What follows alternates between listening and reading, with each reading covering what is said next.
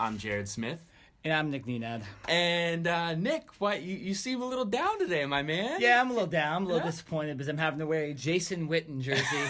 It looks really good on you. Does it look good? Blue, I think, is your new color. Oh my gosh. Yes.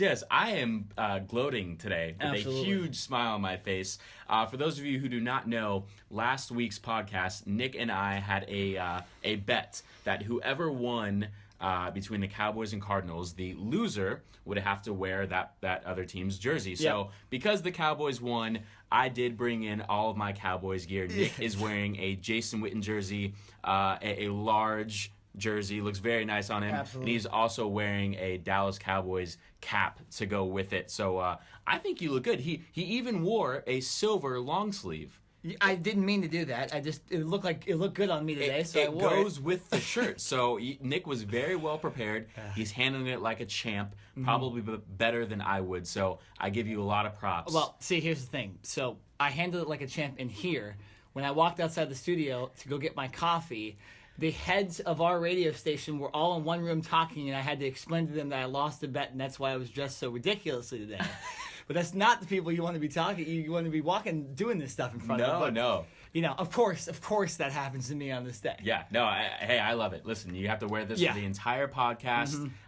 More than likely, we'll let you take it off afterwards because I don't know how much more you'll be able to stand. Yeah. But we're going to have a couple good solid hours. Absolutely. So get comfy. Yeah, luckily when I was walking around the hallways, nobody was in the hallways. Oh, okay. So I didn't have to deal with that. Okay. But when I walked in here, we've been barraged. We've already had a guy assume I was the Cowboys fan already within 2 minutes of me showing up. If you would like to see a picture, by the way, check Instagram, check Twitter, my Facebook too. All of my social media I posted on. Yes, the only time you will ever see Nick in a non-Arizona Cardinals jersey. Absolutely. Yeah, yes. So soak it in. At least it's not a Seahawks jersey. That is very I would true. not be able to handle that. I don't know about that. I think it'd be yelling and screaming and a little much. Yeah, but let's get right into it. I want to get your thoughts initially, Nick, because I don't know. I feel that you get to go first since you have to bear the Cowboys jersey. But just you want to hear my disappointment? Yes, a little bit. Yeah. So give me a breakdown of the game, what you thought and how it went.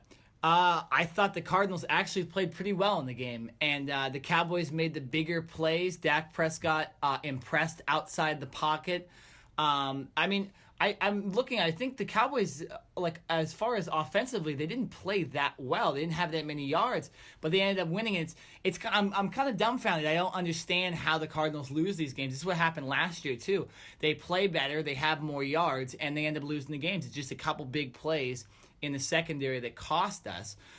Credit the Cowboys. They scored 4 touchdowns against us. I didn't think that would happen. I was saying to a lot of people, I think if the Cardinals can hold them to 28 points and we play well offensively, we'll win the game. 28 points is kind of that plateau, and I thought our offense could score more than that. So I'm like, okay, well, 28 from the Cowboys offense, that will be good enough.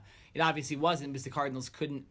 They missed a field goal, they missed red zone opportunities, or they had bad penalties, and the Cowboys defensive line later in the game really destroyed our offensive line and gave us no chance. Carson Palmer played well when he wasn't rushed, and when he was rushed, it was either a sack or an incompletion. So just disappointing from the Cardinals because they played good. This was clearly their best game they played this season, and they still lost by 11. I'm still dumbfounded how we lost by 11, but I think you can probably give a Cowboys analysis now and kind of see what you saw during the game. Yeah, first of all, you guys, the Cardinals need a new right tackle. DeMarcus Lawrence, the Cowboys defensive end, ate him up. No, he did. And the thing about Jared Veld here is he actually was our star left tackle, a Pro Bowler in the past. We switched him over to right tackle with DJ Humphries, who was injured for this game. He's an upcoming star for us. He was a lineman we drafted two years ago in the first round. He's progressed very well. He went from right tackle to left tackle. But Jared Veld here, from what I've heard, should have had enough time to figure out the right tackle position, and now the GM has called him out. Bruce Arians has called him out. He needs to play better, because if it weren't for DeMarcus Lawrence later in that game, the Cardinals might have had a better chance. But good. I mean, I'm going to give credit to Lawrence, though. He came in like a bat out of hell on all of those plays and really stuck it. He smelled blood in the water, literally, and just shoved Veld here back into Palmer every single time. So good for him. But you're right. We were missing a potty in our left tackle on the line, but that the left side did well. Yeah. It was just the right side. So he just needs to figure it out. Veld here really needs to figure out what he's doing at right tackle. Yeah, and it was smart on the Cowboys' part to keep DeMarcus Lawrence on that left side. Because absolutely. typically they will rotate and go back and forth, but I think Rob Marinelli, the Cowboys' defensive coordinator, said, okay, listen, we're having some success, so we're going to keep you on that left side. They tried to not give him as many breaks because as you saw, if you watched the game, when DeMarcus Lawrence was not in the game for that Cowboys defense, Carson Palmer, for the most part, had a clean pocket and was able to really throw the ball wherever he wanted. But when DeMarcus Lawrence was in the game and it was a passing situation, it was definitely a little bit more difficult. And he was able to, if he wasn't getting sacks, he was at least getting pressure and forcing Carson Palmer to get out of the pocket and have a tougher throw. But really, for me, where this game turned, I think it was in the first quarter. And there was a huge momentum shift. Arizona went up 7-0. They opened the game on a 5-minute drive and literally made the Cowboys defense look like Swiss cheese. I don't think we made a mistake on that first No, drive. you didn't. And I bring up Swiss cheese. A good friend of the podcast, Alex Silva, who I was speaking with before the game, said, your Cowboys secondary is Swiss cheese. You guys are and going. it's what it looked like in and the first literally, two drives. The first two drives, I was like, oh my gosh, Alex is right. I didn't want to admit it, but this Cowboys secondary sucks. And then, in my opinion, the momentum switch happened when the Cardinals were down in the red zone. They scored a touchdown, but it got called back on an offensive holding penalty, which moved the Cardinals. And you know who had that holding penalty? Who would that be? That'd be Jared Veld here. Oh, okay. Yeah. I mean, I guess you could have called that, right? What a game. What a game, buddy. What a game for him. Yeah. So they get that penalty. The touchdown gets called back. The Cardinals can't convert, so then they have to settle for a field goal, which it wasn't a long field goal. It was an easy field goal. It should have been a chip shot. And he kicks it to the right, and it's no good. The Cowboys then, I forget if they drove down and scored on that next possession. I don't think they ended up doing much, I don't either. It still changed the momentum. The fact that the Cardinals had that touchdown taken, because they could have easily went up 14-0 and kind of put the pedal to the metal and blown the Cowboys out very quickly. But because that did not happen, I think that gave the Cowboys a little momentum. And even though they weren't able to score on that very next possession, I think the Cowboys were like, okay, sigh of relief. Let's start over. We're only down 7. And really, this game was on the defense and Dak Prescott. I think Dak Prescott did a fantastic job of staying poised, because I think you could have very easily gotten frustrated, especially by the way the Cardinals secondary was playing, pretty much locking down the Cowboys receivers for the majority of the game. Dak Prescott had to improvise, use his legs on the first touchdown. It was a handoff, or a fake handoff to Ezekiel Elliott, and then Prescott rushed out of the pocket and pretty much did a flip, a somersault into the end zone. And then on the next few touchdowns, it was the same thing. It was improvisation, to where it wasn't necessarily the first or the second read. Dak had to scramble out of the pocket and really make a play on his own. And I think that is kind of what hurt the Cardinals, was the fact that they weren't able to sack Prescott and get him on the ground. Because all those drives where Prescott would make these throws outside the pocket, there was momentum for the Cardinals too. And it'd be third down or whatever, and Marcus Golden and Chandler Jones would come in from the edge and they'd really put pressure. But Prescott being elusive, he reminds me a lot of Russell Wilson too. Because we see Russell Wilson a lot being in the NFC West. He just got out of the pocket and then just threw it downfield. And our DB matchup, I think it was Justin Bethel on one play, and it might have been Tyrann Mathieu on another. They have trouble when plays kind of break down and quarterbacks throw long, and that's what we saw in the Prescott. I believe there was one touchdown he threw out of the pocket, and then another one long to Bryce Butler down the field that really changed the momentum on that drive at least. But both times, it's the Cardinals coming in. They had already stopped him on. They brought him to third down, and Prescott gets out of it and makes a play. So credit to him. Played well for the only 18 passing attempts that they did, because I think they did try to feed Zeke a little more. He had an okay game. We stopped him pretty much in the first half completely. Ended up getting a touchdown to save his day. But yeah, no, it's just looking back on the game, it's just hard for me to deal with when we play that well of a game and we lose. Yes. So it just compounds the loss even more, having to wear the jersey today and do all that stuff. But we are 1-2 and we play the 49ers next. So not too much to worry about that as far. And you know what I'm talking about with the 49ers too. It's just they're. You better hope so. It still is a division opponent. We didn't play well against the Colts, so you never know. So you never know. But good Cowboys win. Very excited today. Absolutely. Very excited more so that I do not have to wear red. I am also I know. wearing. I was looking forward to that too. I am also wearing a Cowboys shirt and in blue. So this is just a Cowboys blue day, and I couldn't be happier. And just to let you guys know too, while the game was going on, Jared didn't say anything to me until Dawson missed that field goal. Oh no! There comes the tweet right there. I was like, here we go. Yeah. No, I'm not dumb. I'm not going to sit here and tweet when the Cowboys are playing like crap. But once we come back, I'm going to start smack talking again.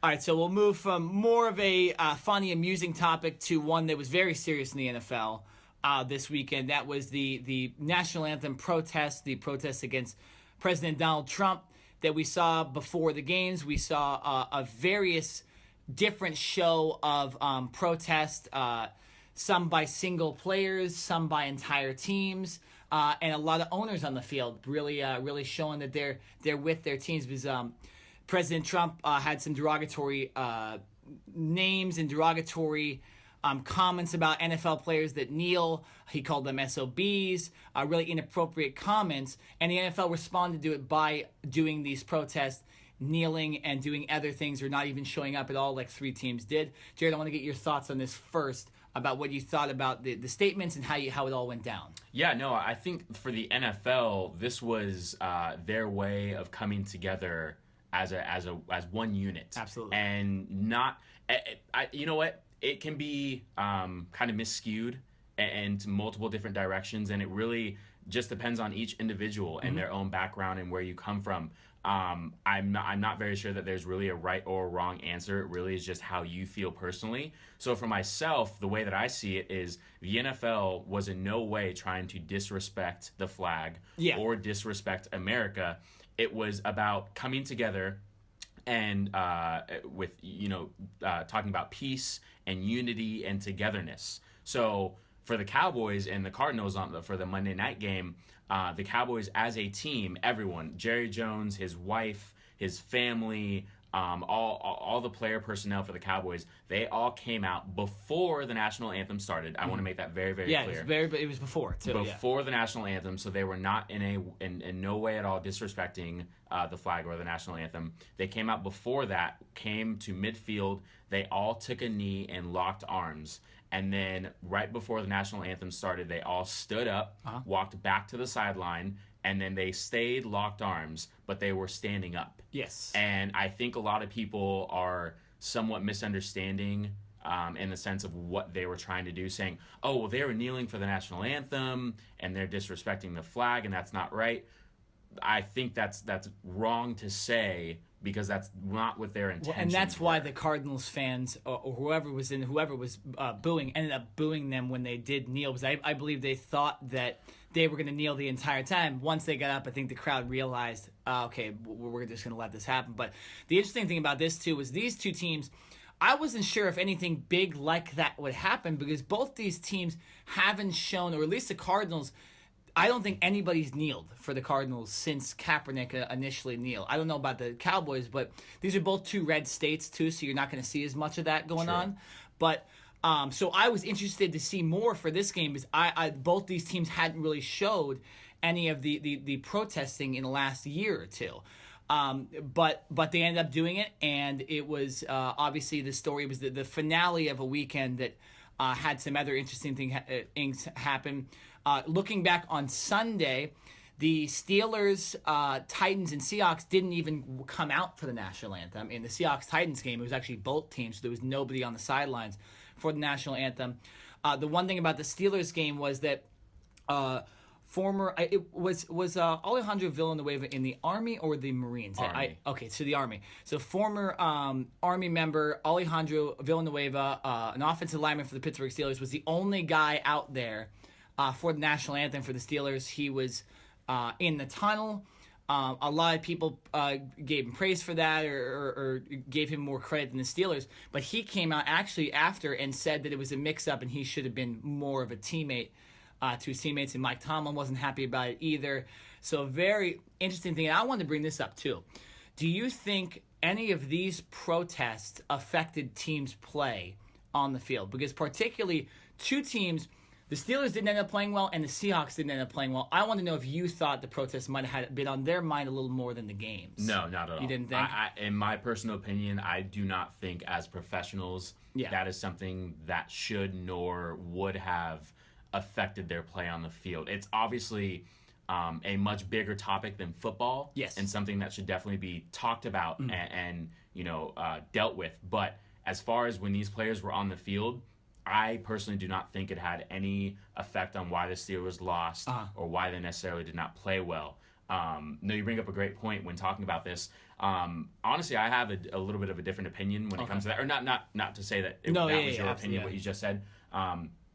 Alejandro Villanueva, because he was the only member of the Steelers to be in the military, a former military personnel, he obviously wanted to come out and at least be able to see the flag and stand with his hand over his heart during the national anthem. He said that he, before this, spoke with Coach Mike Tomlin, and Coach Mike Tomlin said, no problem, you can be at the very front.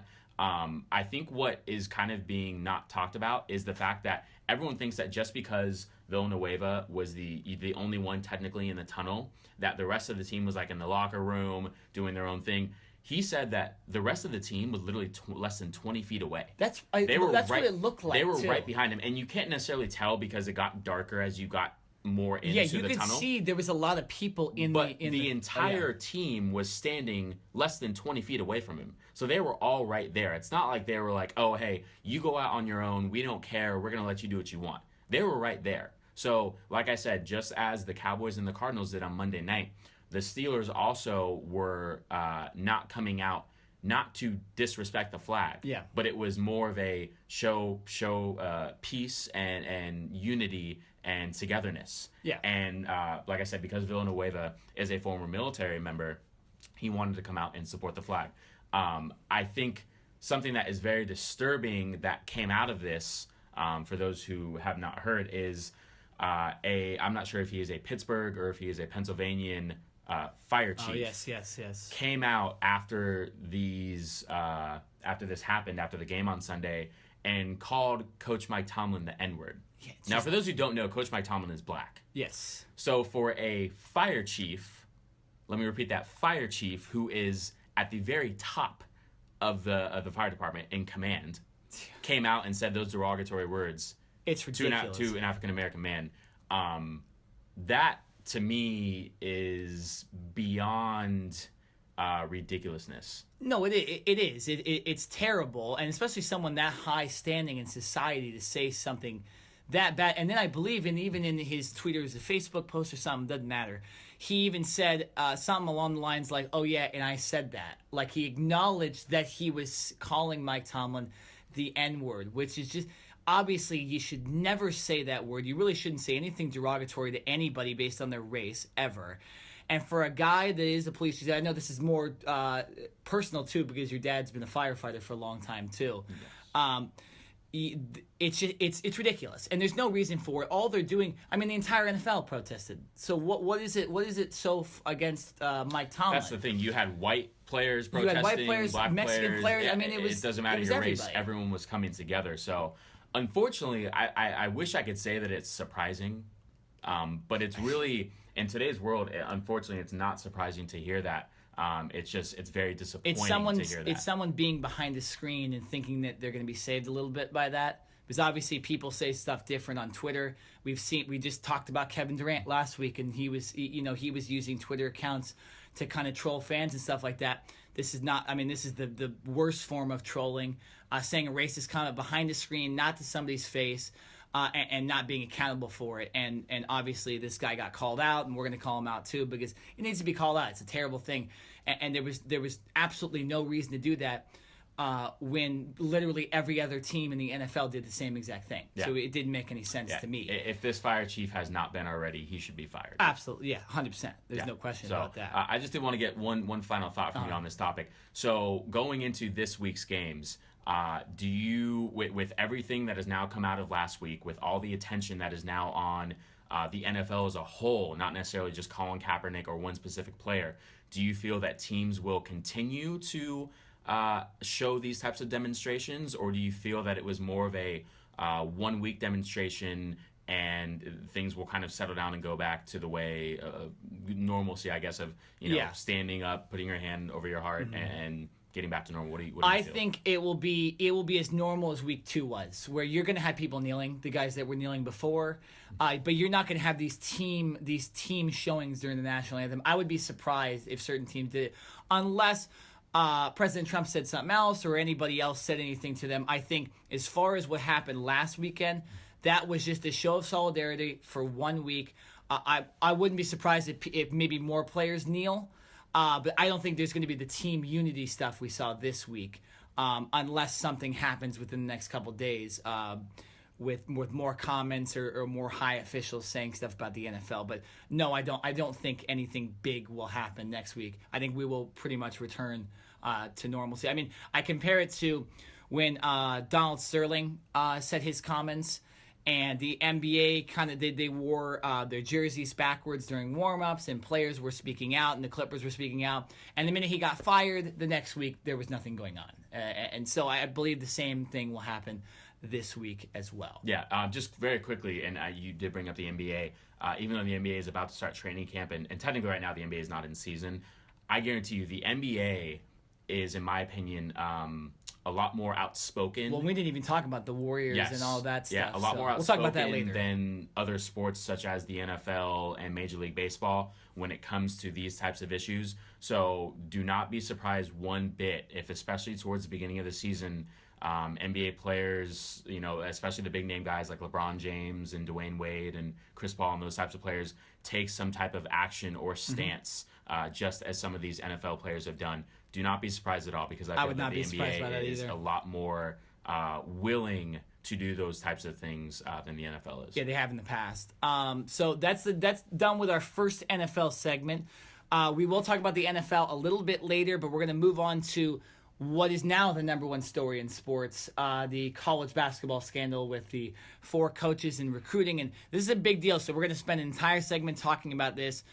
We have a coach already fired. We have multiple assistants arrested by the FBI. So this is a big story, and we're going to talk about that coming up next on the Cover 2 podcast. Tony Bland, seen here, has been arrested and accused of taking bribes to connect top players with financial advisors. Federal prosecutors say 3 other coaches at top-tier schools were part of the scheme. The picture painted by the charges brought today is not a pretty one.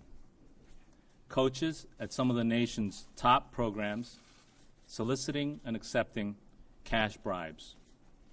Managers and financial advisors circling blue-chip prospects like coyotes, and employees of one of the world's largest sportswear companies secretly funneling cash to the families of high school recruits. ESPN is now reporting that Rick Pitino is out as head coach of Louisville's men's basketball team. The athletic director is also out. This follows the massive bribery and fraud case involving the feds and 5 major college basketball programs. Back here on the Cover 2 podcast. If you're listening on YouTube, you just heard some sound bites from this past couple days of this scandal in college basketball, some of the sights and sounds of it. We're going to jump right into this, Jared. This is a big deal in college basketball. We got coaches being fired. We'll start with this. Rick Pitino of Louisville, who's had a past that he probably doesn't want to mention too much. He's had brothels involved, and he's done this kind of stuff before, this illegal, this cheating and recruiting. Rick Pitino's been fired this morning, and so has Tom Jurich. I believe he's the athletic director at Louisville, too. So both these guys being fired. That's a long time coming, at least for me, to be honest. But I want to get your opinion first on just this whole scandal and what's going on in college basketball. Yeah, so for those who do follow sports, and especially college basketball and college football, the 2 biggest money-making sports in collegiate athletics. This, to me, does not really come as a surprise. I feel that this has gone on for decades, and unfortunately, because of social media and because of just the hype that surrounds these athletes in today's world, I feel that it's even more common than ever. This is not just about a university trying to recruit a 4 or 5-star athlete because they want them to come to their school and help them win games. This is a money business. This is about sponsorships. This is about agents. This is whether it's Now, I'm not saying any of these companies are involved, but I'm just saying whether you're Nike or Adidas or Under Armour, you are all three of those big name brands are associated with the majority of college athletics. And so, especially for basketball, when these athletes go to these schools and these programs and they wear that Adidas logo or that Nike logo or that Under Armour logo, they want it to be represented in a positive way. Absolutely. And then if these athletes are good enough to go pro, I'm sure these companies want these athletes to continue to represent them and wear their brand. So what do? They try to keep them, for if you're Adidas, like they're involved in this scandal now, they try to keep you on that straight path with Adidas. So they talk to your agents, they talk to the coaches, they make sure that they say, hey, tell this kid if he stays with Adidas, we're going to sign him to this huge contract, blah, blah, blah. And it's all money business. We'll give this kid, like in the reports, in excess of $100,000 to not only come to our school, but to continue to stay with our Adidas program. And then when he goes pro, we'll sign him to a $100 million contract. Absolutely. Right? Yeah. So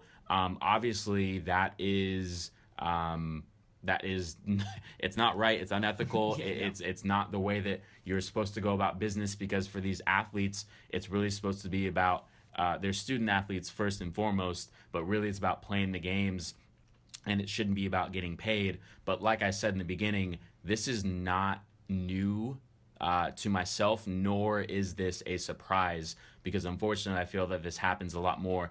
And with these findings that came out by the FBI, unfortunately, I think there's just going to be more and more, and I think this is only the beginning. No, it is, and that's from what I've heard. They essentially arrested 4 guys that were involved with the big 3 that you mentioned: Under Armour, Adidas, and Nike. They also did it at certain schools. Big basketball school like U of A, big basketball school like Louisville, an upstart like USC, and another upstart like Auburn. So there's a little bit of a pattern. I think they're going to try to get these guys to snitch on other guys. I think there's going to be a lot more coaches that are going to be involved. But this is it's just shady stuff. I mean, if you look into this Louisville right here, I forget what the player's name is. I don't think it matters too much, but there's a player, a high prospect, 5-star recruit. Yeah, that ended up just showing up at Louisville without being recruited at Louisville. He just shows up on campus, like if me or you were to go to Louisville. We just kind of showed up and signed up for classes, right? He just got into college. He didn't talk to the basketball program. He just showed up, and then all of a sudden, Louisville's got this prospect that just showed up on campus. So you knew something funny was going on there. That's ridiculous. And then we hear that this is the guy that got $100,000 to his family, I believe, from Adidas. And from what I've heard in the past, these guys have sold shoes to high prospects, usually in less income areas. Where these kids, they just all of a sudden get free shoes mailed to them by an address that doesn't exist, and they end up being Nike shoes, and then they end up talking to a Nike guy a couple months later, and he'll go, "Hey, did you get those? Did you end up getting those shoes at your house?"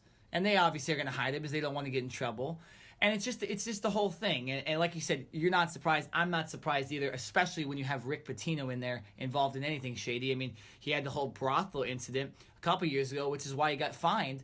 Or not fined, he got suspended for the first 5 games. That was before, obviously, he got fired. But he already was on the hot seat. So now this is a little too much when the FBI is getting involved, not the NCAA, the FBI. That something needed to happen. And I just think it's ridiculous, but it's going to get worse, and it's going to be interesting to see the season start after all this happens, to see who gets in trouble. Yeah, no, definitely. This is a big turn of events. And really, I think what this comes down to is the fact that these big companies and these universities know that they can persuade these kids. Yeah. Now, I'm not saying that every athlete and student is persuaded by this, because they're not. And obviously, there are a lot of families out there that do know about this. And I think a good thing that will come out of this is the fact that it's going to be, people are going to be hopefully be more aware and not willing to take what these universities and what these businesses are trying to just hand out, because obviously you can see what the repercussions will be. But if you are a 17, 18-year-old student athlete and you come from poverty, and your family doesn't have a whole lot of money, and you're looking to, maybe you haven't been able to eat, or you know what I mean, or whatever the case may be, you're gonna tell me that if someone comes up to you and hands you a bag full of money, or hands you a new pair of Jordans, or whatever it is, you're telling me if you're 17, 18, you're gonna turn that down? Do you know how fast I would take it? Are you kidding? I would take it so fast. I would take it, not ask questions, and run. Yeah. So for me, this is, now I'm not sitting here and saying that it is okay, nor am I saying it's right. But if you are in some of these athletes' position, how are you not going to take that? You're gonna have the mind to say, oh no, I'll go find food somewhere else, or oh no, I'll go find some basketball shoes somewhere else. Please get out of here. These universities and these businesses know exactly what they're doing. They know exactly who they can and cannot target. And up until this point, they've really been able to get away with it. No, it's understandable that kids would take this. It's not their fault. Obviously, if there's clear collusion with a top prospect, maybe if you saw, like, let's say if Lonzo Ball had come in and made a deal with Nike to do stuff when he went to UCLA, and then he's in the front of it, then you blame the player. But I don't really think you can blame the players on this. I think you have to blame these big programs, and I think specifically blame these big companies like Adidas and Nike and Under Armour for taking advantage of these kids and taking advantage of college basketball, and how it's gotten so personal with these colleges over shoe deals and athletic gear that now they're trying to affect the fair and balance of the game. Are you kidding me? I hope what we get out of this is that these big companies get in trouble more than the colleges. But I think this is the companies coming to the colleges and saying, hey, we can do this for you, and then the colleges say, okay, let's do it. But I think it starts with the companies. They're the ones that have a lot of the money, most of the money in these situations, and they're the ones that are doing the shady stuff and really affecting the fair and balance and making college basketball a joke. But what's funny is you wonder who else is going to come out and get in trouble, because you might see these teams that maybe came out of nowhere the last couple of years that did well in the tournament that were cheating the entire time. This reminds me a little bit of the steroid era in baseball, where you had all these guys breaking records and certain teams winning the World Series, and they came out, they were all cheating. So it's just not fair. It's already happened in college football too, with Reggie Bush and all of them.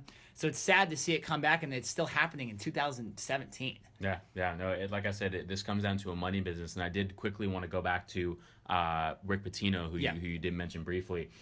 It's very interesting because obviously, if you just look at Rick Pitino's basketball history, I mean, he's a Hall of Famer. Mm-hmm. He's won national championships with multiple schools, which I don't believe any other coach in NCAA history has ever done before. He's led 3 different schools to the Final Four.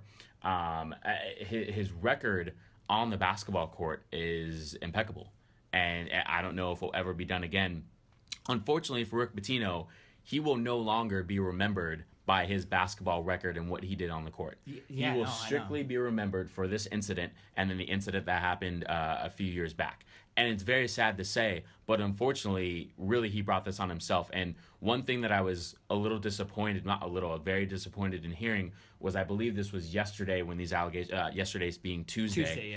When these allegations first came about, Rick Pitino, through his attorney, came out and made a statement. Can you read that statement, and please? I just want to read a part of it.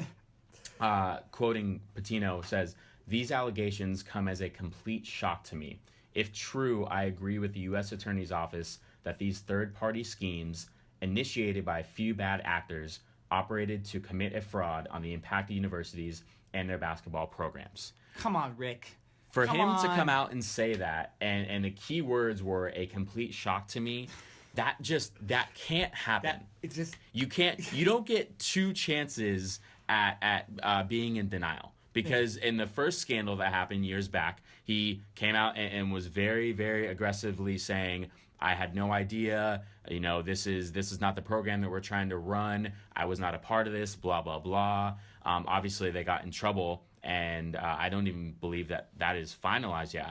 I think that they're... Well, he got suspended 5 games. I know that. I mean, the school, as far as giving up scholarships and that type of thing. They were still dealing with that. Yeah, maybe this was still on the table, so they're like, well, let's just wait and just, Yes, so for him to come out and say once again that he had no idea about these allegations. Come on, Rick. Okay, if that is even remotely true, that just means you have zero. That means you sucked at your job. Exactly. You have zero control over your basketball program, and you should not be a head coach in the first place. So just very, very sad to see because, like I said, as a basketball coach, Pitino is one of the best of all time, at the collegiate level at least. But the fact that these allegations have come out against him again, like I said, I feel that he's only going to be remembered by this, and his legacy is now ruined. Yeah, he shot himself in the foot with that comment too, because if you like we were just saying, if he may not have known or maybe he heard some rumblings, hey, like there's some people kind of Adidas is coming over, and he's just like,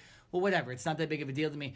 It still shows that he wasn't paying attention enough, that his assistant coaches and kids are going behind his back. So it shows that not only he either wasn't paying attention or he let it go, but that he ended up letting it happen. What it reminds me of, to a lower extent, was Joe Paterno at Penn State, where Joe Paterno he let all those molestations of children happen with Jerry Sandusky. He let it all happen, and then once it came out that he was behind it, it tarnished his entire legacy. He was this legendary coach. He had all these wins. He had broken certain records. I can't get off the top of my head. I don't remember. And then he literally got taken away. They actually took away wins, so they ended up his record literally was tarnished to the extent that they took statistics off the board. But that's what this kind of reminds me of as far as when you brought up, I'm glad you brought that up, that Pitino was a good coach. The problem is he couldn't handle at least Louisville, and he had trouble with his wife and his girlfriend and stuff like that. So his off-the-court stuff will affect him more than his on-the-court performance as a coach. And it reminds me a lot of Joe Paterno, just to a lower extent, obviously, because of what happened in Penn State was a lot worse. But yeah, it's a sad day for college basketball. It sucks, and especially since the season's about to start. I hope that they kind of show us who was cheating. But it is interesting that some of these teams, too, and this will be my last point, were kind of the lower teams, the up-and-coming teams. You look at USC. They've always been battling with UCLA in L.A. I haven't heard UCLA's name in this yet. I've only heard USC. Auburn, they have Alabama. And not that Alabama's a powerhouse in basketball, but you got to think that influence of football probably wanted them to at least beat Alabama in something. Louisville's had Kentucky always to be behind. And Arizona is the one that doesn't make sense to me because they'd been dominating the Pac-12 for the last couple of years. So maybe maybe the UCLA up and coming maybe had them cheat a little bit. I don't know how long ago their thing happened, but this is very interesting, and it's just it's a topic that I feel like we're probably going to talk about in the next podcast. Oh, yeah. Yes. It's already been announced that there are schools that have been unnamed. Yeah, exactly. So this is definitely not the end. This is only the beginning. And I know that the University of Miami is one of those unnamed schools. Yep. Not saying that to just throw them under the bus, but I know that they have been mentioned. That's a name we've heard, though. And there are, I'm assuming, multiple other schools who eventually will be named in this report. So, just to kind of wrap this up, this is still a very much ongoing, absolutely fluid investigation, and something that will tarnish college basketball. So for people who just think that these student athletes go to these schools because they just love the program and these coaches just love these kids and all that stuff, now that still may be the case. But at the end of the day, money will always play a factor. 100%. So hopefully, once we get into the season, a lot of this can either be wrapped up, or at least the investigation part can take place without having to ruin the on-court play. Yeah. Because at the end of the day, you just want to see these athletes go out there and play, and you want to, March Madness is obviously one of the best times of the year as far as betting goes, and even people who don't watch basketball, you still make a bracket, and it's one of the best times of the year for sports in general. So I'm hoping by the time we get to that point that most of this can be cleared up, and we can move on to just playing basketball, because I think at the end of the day, that's what it's really about. No, absolutely. And I think we can confidently say that Louisville, you got one chance to be in the Final Four, to be in the March Madness tournament before you guys get in trouble. Yes. Because I think Louisville's one of those teams that's going to really get a hard penalty. They could potentially get the death penalty. Yeah, so that if you're a fan of Louisville basketball, you better hope they do well this year, unless they do something for this season. But yeah, bad day for college basketball, but this is an ongoing story. We'll probably keep talking about this. That's it for this segment. We're going to be right back with some more NFL talk. We're going to go over some of the games and talk about some of the interesting plays we saw and all that stuff. So coming up next, some more NFL talk on the Cover 2 podcast. No, why would you do that with the celebration? It appeared that you were pantomiming peeing like a dog. I mean, why would you do that? What motivated you to? I don't know. I was in the end zone. I scored a touchdown. I'm a dog, so I acted like a dog. I don't really know. I didn't know if the rule book said you can't hike your leg. He said I peed on somebody, so I was trying to find the imaginary ghost that I peed on, but I didn't see him. But either way it goes, you play football. I wear red and white. I don't wear black and white with stripes on it. I don't make calls. I just play football. That miserable streak will end for Jacksonville as Chad Henne takes a knee, and that is the final play of the game. Can't say from start to finish Jacksonville dominated because the opening kickoff went out of bounds. But after that, it was all Jaguars. Stafford's throw, catch made, touchdown Lions! It's Golden Tate, and they lead for the first time today. Reviewing the play, the ruling on the field is changed. The runner was touched down at the half-a-yard line. He was short of the goal line. By rule, we would go back to a running clock, and we have a 10-second runoff. So by rule, the game is over. 30 seconds left. Brady, pump. Brady rifles to the corner. Oh, it's caught! Touchdown! Brandon Cooks! Incredible! Welcome back to the Cover 2 podcast. I'm Nick Nenad. I'm Jared Smith. And we're going to continue our NFL talk from earlier today and go over some of the big games and big moments of NFL Week 3. We want to start with talking about the New England Patriots comeback against the Houston Texans. For me, Jared, the Houston Texans really showed out in this game and really played well. I thought it exposed some of the more flaws of this Patriots defense that might hold them back once they get later in the season. But the big play of this game was Tom Brady coming down the field after having a great game already and throwing his 5th touchdown of the game with 20-something seconds to go. You heard that soundbite. If you're listening on YouTube to the podcast version, you heard that soundbite right before this segment. But yeah, so Tom Brady ends up with a big comeback again, like he usually does, saves the team. But Jared, is there something to be concerned about with the Patriots? Although they came back, it seems like they haven't started seasons like this too often where a lot of their games have been kind of sketchy near the end. Yeah, no, I think there's a big concern with their defense. Offensively, as shown by the stats, Tom Brady, 25 for 35, 378 yards and 5 touchdowns. Offensively, they will be fine. Brandon Cooks seems to be developing into finally found his niche, number one target, along with Rob Gronkowski.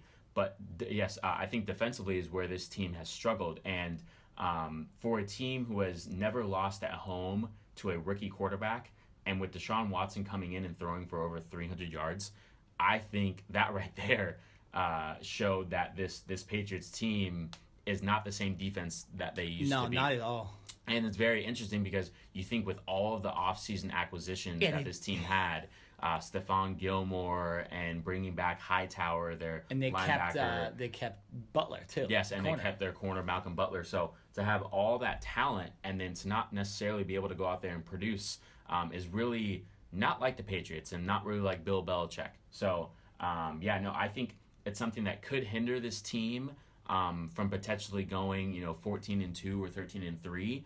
But I still think this team will win their division. The Patriots, I'm saying, will win the division fairly easily. Well, yeah, but when you get into the playoffs and you have to play the high caliber teams, listen, if they had to play the Falcons right now, or I really don't know how well they would do.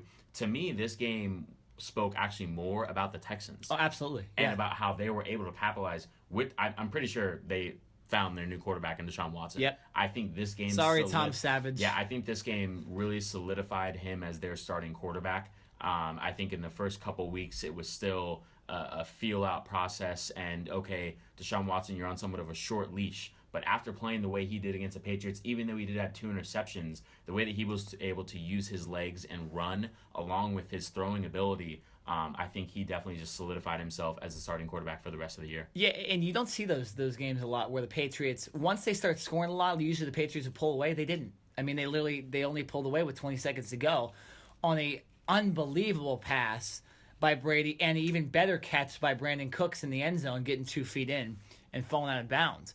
But yeah, I think you're right. This defense, they need to step it up and show something because they're giving them way too many big plays. And for the secondary that they have, it is kind of ridiculous that they're giving up 30 points in some of these games to teams that are usually not offensive teams. The Chiefs and Texans haven't been offensive, notable teams the last couple of years, maybe the last few years actually. And they're coming in scoring 30 points against the Patriots and really putting the pressure on them. So should be interesting to see what goes on with the Patriots. They play the Panthers next week, so that they play another good defense. Cam Newton not having the best start to the year for himself, but you never know. I don't know if that game's in Carolina or not, but it's in New England. It's in New England, so that will help them out. But that's a good team coming in, a team that his offense has not played well. So we'll see if their offense can do well. That will really prove something for sure. Let's move on to a game that had, at least what we thought, was a winning touchdown at the end of the game. The Detroit Lions and Atlanta Falcons, where the Falcons came out on top 30-26. The big play in this game, we'll talk about the game in a second, but the big play in this game was with 8 seconds to go. The Detroit Lions, for what it looked like, scored a touchdown. It was a pass from Matthew Stafford to Golden Tate on the goal line. What's funny, I didn't ever see the tape of the touchdown. I didn't get to see the replay, but I just heard about this. It was that they ended up saying that Tate's leg was down, a player touched him before he got in the end zone, and then there's a 10-second runoff because they said that they wouldn't have had enough time, and the Lions just lost without getting another playoff. Very disappointing ending to this game. And so did you see what happened? Because I never actually saw what happened on this play. I did. I saw the play live, and a live look, it easily looked like Golden Tate scored. Okay, so that's what I've been hearing too. He ran like a quick slant or a quick in route. He literally took like 1 or 2 steps forward and then immediately came in. Matthew Stafford threw him the ball on a line drive, and the Lions were on like the 2 or the 3 yard line, so they were very, very close to the end zone. It's a common route that players score touchdowns it's on. almost like a pick route. So the inside receivers kind of run to the outside to try to stop the cornerback who is guarding that outside receiver. Yeah. And so Golden Tate catches the ball, and before he can get the ball across the goal line, his knee is down and he's being touched.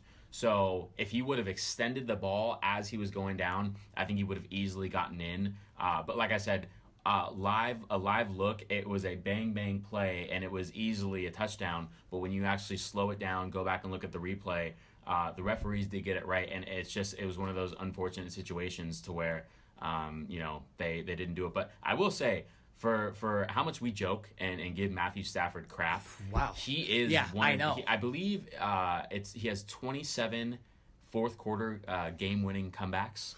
So he is somewhat clutch when he needs it to be. Obviously, they weren't able to completely finish the game this week or last week. But I mean, he's able to do it. I mean, he didn't really have stats-wise that great of a game. He only threw for 260 yards and 1 touchdown, which is a little below par for him. Typically, he's over that 300 mark. But I do have to say, I give the Lions credit for the way that they were able to fight back against a very, very powerful Atlanta Falcons team. This Falcons team is very lucky that they were able to come out with a win. Yeah, Devontae Freeman played well in this game, too. It reminded, this was one of those games, although the Falcons were an inch from losing this game, this is another game that kind of proved to me that the Falcons are for real again this year. When you start getting a running game going, and even Tevin Coleman, only 6 rushes for 46 yards, he's having a good game too. So the 2 running backs are playing well again, and that's what causes that passing game to become a good passing game to an elite passing game when you can get those two rushers going. So if Atlanta can continue to do this and they can continue to score 30 points every single game, they're going to be in most games and they're going to win most games. So good for Atlanta. As far as Detroit goes, they keep surprising me. I mean, we have had a couple things this season surprised us so far. We're going to talk about the Jaguars in a while. They've surprised us. Matthew Stafford has surprised us. So I guess it's good for the NFL that Stafford's playing to his contract because he got a lot of crap in the offseason for getting paid that much. But he's played to it so far. And it'll be interesting to see, although he does have that record on the road that we mentioned, that he doesn't have too many wins on the road. We'll see if he can continue to have a good season and play better on the road than he has in the past. But so far he's playing up to his contract. And it's been a good season for him and both those teams I could see making the playoffs later too. So we'll move on. We'll actually talk about the Jaguars right now since they're another surprising team to us. Jaguars won 44-7 in London. I did not watch this game because we're on the West Coast and I'm not going to wake up at 6:30 for a football game unless it's the Cardinals or someone like that. So yeah, this was, from what I've seen, this was just absolute domination. Joe Flacco played horrendous. He was 8 for 18 for 28 yards. What a game for Flacco. 28 yards? 28 yards. Wow, not 280. 28 yards. 28, yes. And then Ryan Mallett came in and had a stellar 36 yards after that. So in the entire passing game for the Ravens out of quarterbacks, they were 14 for 27 with 52 yards. Wow.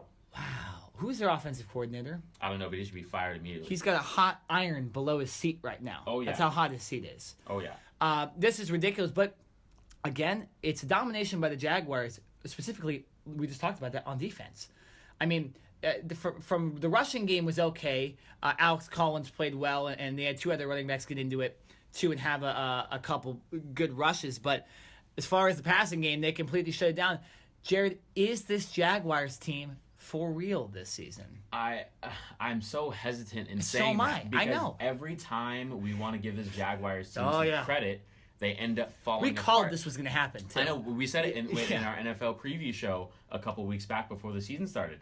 I said the past couple years, I've always kind of given this Jaguars team a lot of credit, say they have so much talent, saying this is going to be the year that they break through and they do it. And then they always disappoint. So this year, we both agreed that we weren't gonna give them that credit. Not to say that they don't have talent or they're not a good team, but we weren't going to sit here and jump on that bandwagon because we didn't think that they would be able to sustain a winning kind of culture.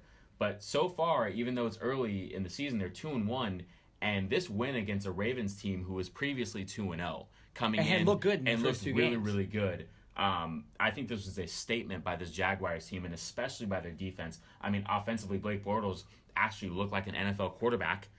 Throwing 4 touchdowns and no interceptions, which is very rare. Typically, very good game. He has at least one or two. Talk about another guy that's surprised. Blake Bortles. Big time. But really, I think it was about this defense, and even in Week 1, when the Jaguars sacked Tom Savage and Deshaun Watson for a total, I believe it was 9 or 10 sacks in that game. This Jaguars defense is nasty. If you just go look up their roster on paper, they should be legitimate contenders to win that division, and I think they are after this showing. Mercedes Lewis, the Jaguars tight end, who's been in the league for many years, he only had 4 receptions, but he had 3 touchdowns. I have him in one of my leagues. He was on my bench. I had Brandon Cooks and T.Y. Hilton on my bench this week for fantasy football. We both had some screw-ups in our fantasy game. But no, wanted to definitely give props to this Jaguars team for just coming out and really annihilating. I will say, now, I don't think this is the reason why the Ravens got blown out, but this game was played in London, like you just mentioned, Nick, and the Jaguars, for the past, I believe 5 or 6 years, they go over to London every single year. It's an annual thing for them. I do think that the Jaguars as an organization and as a team are, I guess, a little more prepared and I guess know what to expect when they travel. If I'm not mistaken, this was the Ravens' first time traveling to London to play, so maybe that had a little bit of a factor in as far as the timing of when the team showed up, getting used to the time change and the travel and all that. So I think that did have an impact on this game to an extent, but not for the Ravens to get blown out. I That's mean, a little the much. Jaguars scored double-digit points in 3 quarters in this game too, and Yeah. then obviously only scored a touchdown in the 4th because they were pretty much wasting the clock. Can you go down to defense? I want to see defensive stats for Jacksonville too, just to see some of the turnovers and stuff. Who did well? Yeah, so they had 2 interceptions. Both of their corners. Exactly. Yeah, exactly. So that's it probably had a product of Flacco having a bad game too. But this defense, because I would say their defensive line, their front seven's pretty good. So if they're getting production from their backfield, their defensive backfield, that's pretty good. And it makes them a scary team, especially when you have the Colts, you have the Titans who played good, and the Texans. Jaguars, to be honest, have looked like the best team in this division so far. They have. I honestly, right now, I would say it's between. You know what? No, I'm not going to say it because I think all 3 teams are. The only team that's out is the Colts. The Colts, you might as well. Yeah. They're in the Sam Darnold sweepstakes. They're not because they have Andrew Luck, but they're going to be in the top 3 in the draft. Yeah. The rest of the other teams, the Texans, the Jaguars, and The Titans. I'm sorry. All 3 of those teams so far look pretty legitimate. Look pretty good. You're not ready to say win. give the reins to the Jaguars? Because the minute you Not- say that, I know. they're going That's to lose why the I next don't 6 want to say it. games. I want to see them continue to have success. So I'm not going to jump on that bandwagon. Absolutely. All right, so there's one more game we wanted to talk about. As far as last week goes, it was the Giants and Eagles. Lots of storylines coming out of this game. I know you were paying attention to this, Jared, because this is an NFC East game. The Giants came in 0-2. The Philadelphia Eagles came in 1-1. And the Eagles got the win late on a 61-yard field goal to win the game, 27-24. The Giants fall back to 0-3, and the Eagles have a winning record. I'll give my take on this game first. I watched a lot of this game. I was watching the Red Zone channel most of Sunday, but I did catch this game a bit more because it was the Fox game of the week as far as Channel 11 goes here in Orange County. But I don't know. This was the one game where the Giants actually looked like a real team. I said that before the podcast started. They actually looked like an NFL team today, and they still lost. We had fireworks with Odell Beckham Jr. on 2 touchdowns. He had 1 amazing catch, and then he had another touchdown where he decided to act like he was a dog, peeing on the sideline after the touchdown toward the Eagles fans. I actually didn't mind the celebration because I understand that it's Philadelphia, and anything you can do to enrage the Philadelphia Eagles fans, do it. The problem was, and you heard the quote before we put the quote here for people that are listening on YouTube, you heard the quote, Odell Beckham Jr., very juvenile response to what he did. Does that concern you at all that maybe he's hurt? He also got a 15-yard penalty on the play, and he also had a quote that we didn't play where he said he didn't really care if he got penalties. The team should be able to make up for him. Is there a problem with Odell Beckham Jr. in New York, and is that maybe one of the reasons they're not playing so well? I think it is a factor. Yeah. I don't think it is the main reason why. Obviously, Odell Beckham Jr., one of the best receivers in the league. I would really only put Julio Jones and Antonio Brown ahead of him. So when he's not in the game and the fact that he hasn't been 100% to start this year, I think that's definitely been one of the reasons why the Giants are 0-3.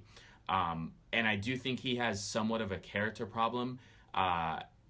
Listen, the fact that he is so much in the spotlight, and then you add the fact that he plays in New York, the biggest media market in the country, anything that this guy does, this guy walks down the street and he's going to have cameras in his face and people talking to him. So anytime he does anything derogatory, not derogatory, but anything that's out of the ordinary, it's going to be talked about and it's going to be scrutinized, good or bad.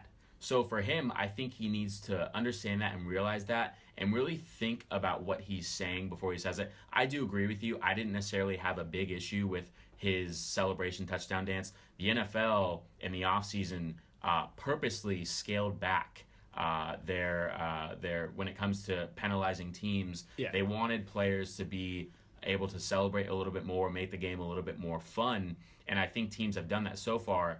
But then you're going to have players who are going to push that envelope and toe that line of, okay, was that You got a penalty for it.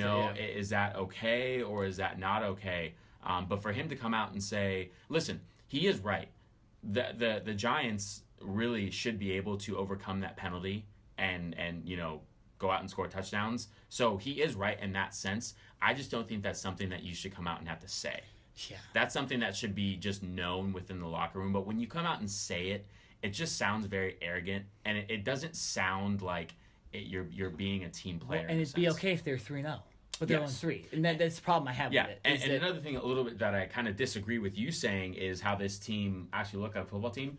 In my opinion, I did watch most of this game. They scored all 24 of their points in the fourth quarter. The first 3 quarters they got shut out. Now they didn't look as bad in the first 3 quarters as they did in the first 2 games of the season, but they still were not able to capitalize. When they got down to the red zone. 1 quarter of NFL football for the Giants. Thank you, 1 quarter. I wanted to correct that because honestly, if it wasn't for that fourth quarter and that almost comeback, this team really is kind of in the doghouse. But that's even more importantly, that's why Odell shouldn't be getting penalties in the fourth quarter too. It kind of extends my point, but I get what you're saying. I for some reason I thought they'd scored more. I did not realize that they'd scored 4 scores in the fourth quarter. Yeah, they made a furious comeback, and they had a legitimate chance. Yeah, Giants have a problem. Luckily for the Eagles, their kicker made a 61-yard field goal, and Mr. Carson Wentz. Yes, tell this. Yes, potentially has to pay up. So, for those who don't know, Carson Wentz was on the sideline before the Eagles attempted their game-winning field goal. And I'm not sure if he was mic'd up or if one of the cameramen just happened to catch Carson Wentz say this, but he was speaking with a teammate and he said, "Hey, if this kicker makes his 61-yard field goal, I'm going to give him my game check." Now, I don't know how much exactly Carson Wentz's game check was, but I do know. Gotta be better than that kickers. I do know that it was over $100,000 that he technically would have had to give up. So it's not like they made an official bet. There was no handshake. It wasn't anything like that. But when you say that and then you get caught on video saying that, and then the kicker actually makes the kick, and then he hears about it. If I'm that kicker, I'm going up to Wentz and saying, "Hey man, where's that game check? Where's that money at? I just got you a W." So that kicker's got to be like these college basketball players. Oh yeah, I'd be go for that money. Greedy as hell. Absolutely. Oh yeah, go. So that was a little interesting thing that came out of that final game. So we'll see if Carson Wentz does end up giving this kicker some type of money. I don't see him giving him his whole game check. Obviously, I think it was more of just a fun type of play around thing. But the fact that he did make it was very good. So for me watching this game, it was kind of, I don't know. At first I wanted the Giants to win because then both teams would have been at 1-2. But now that the Eagles won and the Giants lost, the Giants are 0-3. So they're really more in the doghouse, and the Eagles are really, in my opinion, the only team that can really compete with the Cowboys in the NFC East right now. The Redskins, even though they did have a very impressive win over the Raiders, I still really don't trust Kirk Cousins enough at the end of the season to get them over that hump. So it's still early, and we're only going into week 4. But right now, I'm going to put the Cowboys and the Eagles atop the NFC East. Absolutely. Any games for next week to watch that you want to talk about? Really the one game that I am going to be glued to, in a sense, obviously, other than watching the Cowboys, is the Carolina Panthers and the New England Patriots. That game will be in Foxborough in New England.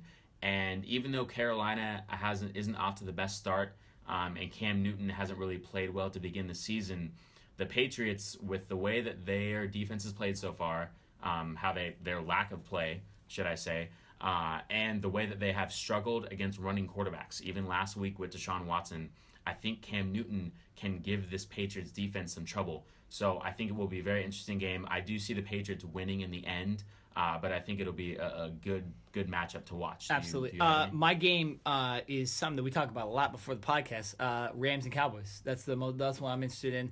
I want to see if the Rams are for real against a good team. They haven't really they played the Redskins this season. They didn't look good, so that already kind of proved to my point that I think they're a little overrated this year. The other 2 teams they beat have been the Colts and the 49ers. So not too, you can't really take too much clout out of those games. So if they can go in and beat the Cowboys, something the Cardinals couldn't do, that's going to make me a little more impressed by the Rams. I'm not going to say that. I'm going to pick the Cowboys. I am wearing their stuff after all day, so I'm going to pick the Cowboys to win that game.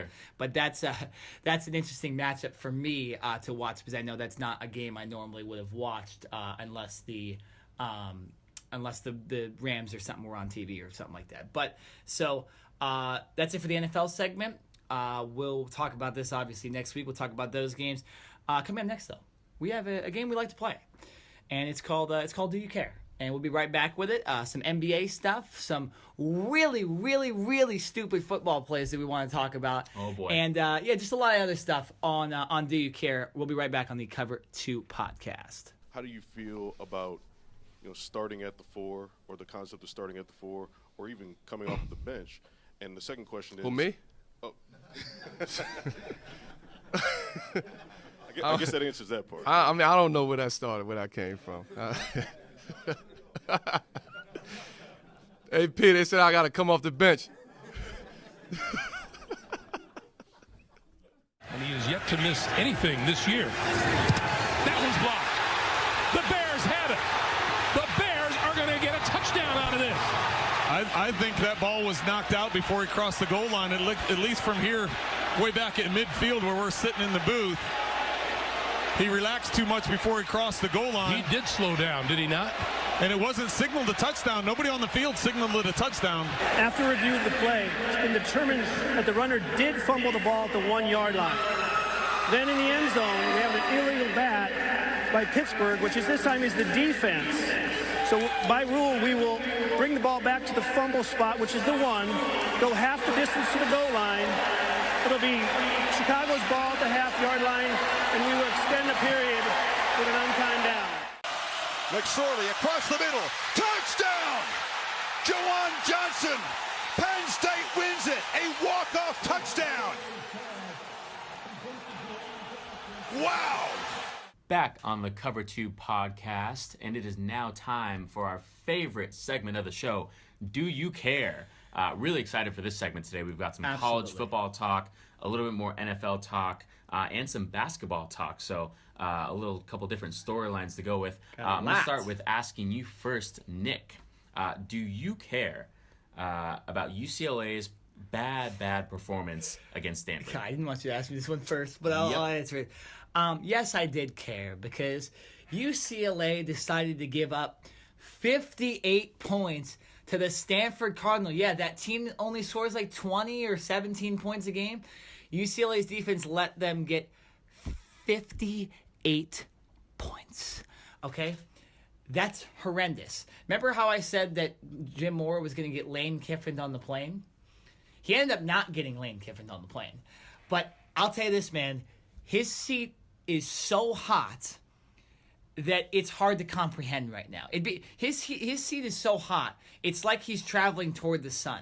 Like I just can't explain how hot his seat is as a coach, because he's literally never beaten Stanford. Okay, he's never beaten Stanford. And so for him to give up that performance, 58 points, come on. In the offense, Josh Rosen played well again. There was nothing he could do. It's just sad because Rosen's such a good player and just everybody around him is not good. Disappointing. I definitely care, though, because UCLA had a chance to get back in the good graces of college football fans, and they did the exact opposite. And Jim Mora, essentially, if he loses to another team this season, he's probably fired. And the UC system's going to have to give him $10 million. Jared, do you care that Penn State escaped Iowa? I do care. I think this was one of the biggest matchups of the college football weekend. And listen, the last couple times top-ranked teams have gone into Iowa, they've lost. Most notably last year when Michigan was ranked. I believe they were in the top 10. And they lost to a last-second field goal by Iowa. So playing at Iowa, when they play top opponents at home at the for the Saturday night game that was in the spotlight, it's no joke and it's no gimme. Even though Iowa was not ranked, this Penn State team definitely had their hands full. And it took literally the last play of the game with 0 seconds left on the clock for Trace McSorley to throw a pass in the back of the end zone, and his receiver caught it and they scored. But really, this game was kind of back and forth. I believe Penn State went up early. They had a quick 3-0 lead. Iowa scored in the second quarter. Look and at Saquon Barkley's stats. Yeah, oh my goodness! But with the kind of combination of Trace McSorley and Saquon Barkley, who is really, in my opinion, the leader for the Heisman candidate trophy, or for the Heisman Trophy right now. 211 yards rushing. The kid is a beast, man. I mean, he will beat you with speed. He will beat you with power. He will run over you. He has juke moves. Really, this kid is probably one of my favorite players to watch in college football.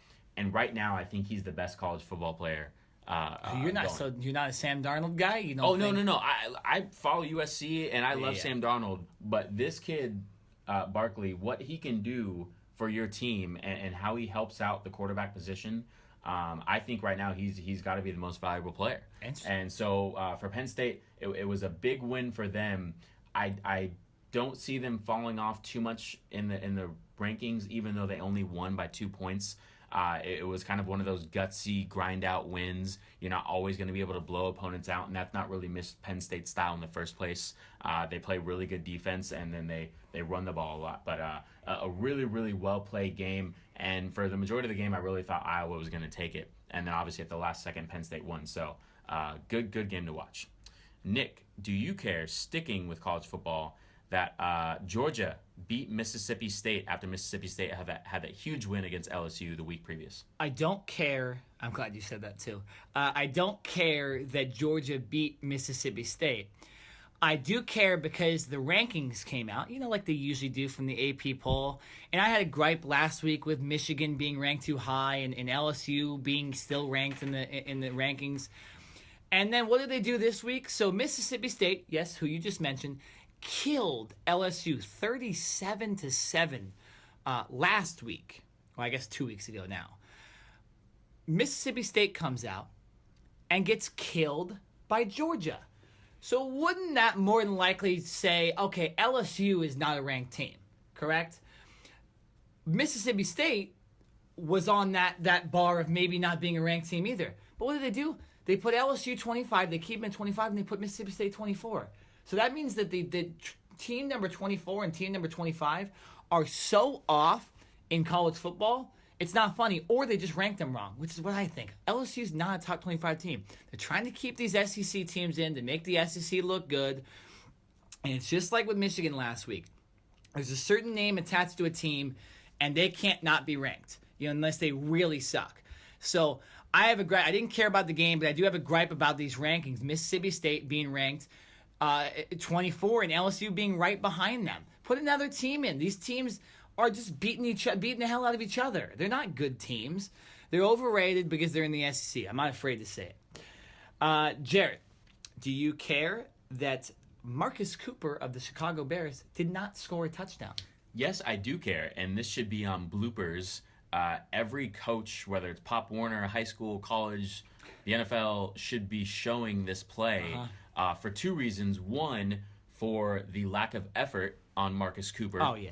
And for two, on the flip side, the huge effort by tight end Vance McDonald, who actually chased down the play. So for those who don't know, the Pittsburgh Steelers were attempting to kick a field goal. It got blocked, and Marcus Cooper was on the very outside on defense rushing. Literally, the ball just fell into his lap, and he started running, and there was no one in front of him. He had about 70 yards, and literally, there's no way he couldn't have scored. He slowed up, I believe it was the 5-yard line, and Vance McDonald, who was the tight end for the Steelers, and I forget if it was the kicker or the placeholder for the Steelers. Yeah, I can't They were remember. both chasing him down, and literally less than a yard away from reaching the end zone, Vance McDonald comes in, swipes the ball away from Marcus Cooper. They both fall down. It's a live ball. It's a fumble in the end zone, and the place kicker for the Pittsburgh Steelers can't come up with the ball, so he smartly just bats it out. And I believe it was a safety. No, or it was it a penalty, so they gave him the ball in the one. Okay, But they ended up kicking a field goal. Really, what this play was about was an effort play. If you're Marcus Cooper, or if you're any player running towards the end zone, get in the end zone, and then you can celebrate. My God. Don't slow up before. And if you're Vance McDonald, the tight end for the Steelers, that right there, I think, just earned you a lot more playing time. It did. Yeah, no. So that was a blooper. Good for you, Marcus Cooper. Get your stuff together, man. Come on. Former Cardinal, too. Yeah. Oh, that's bad. Yeah. Shouldn't have said that. Nick, do you care? Switching to basketball. Dwayne Wade is going to sign with the Cavs. I believe today he will be signing, and once again is going to team up with LeBron James. The tandem's back. I do not care that Dwayne Wade's going to the Cavs, because I've already said this. I think the Warriors are going to win the championship. But I don't care about the Cavs, but I just want to mention this. The fact that if you were to look at this team, I heard Christine Leahy say this on Colin Cowherd's show yesterday, that this team it's like a 2010 All-Star team. You got Derrick Rose, Dwayne Wade, LeBron James. There's a host of other older guys. I know Kendrick Perkins is somehow on that team. So it's just this team is so old. Kyle Korver's on the team too.